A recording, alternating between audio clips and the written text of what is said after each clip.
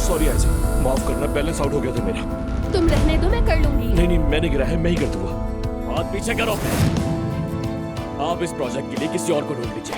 आयजा अब इस प्रोजेक्ट पर काम नहीं करेगी, बस बात खत्म। बात करो। इस प्रोजेक्ट में अब तुम्हारा कोई किरदार नहीं, निकल जाओ यहाँ से। देखते हैं जख्मी हालत में भी आप मुझे घर से निकाल पाती हैं या नहीं। उफ, तुम तो कह रही थी कि तुम्हारी दाईं टांग में दर्द है और अब अचानक से बाईं टांग पर वजन डालते ही चीख निकल गई। जिसने भी झूठ बोला मैं उसे छोड़ूंगा नहीं। अब बताओ, ये उमर और आयजा के दरमियान एलिफ वाला मामला असल में क्या है? सच बताओ।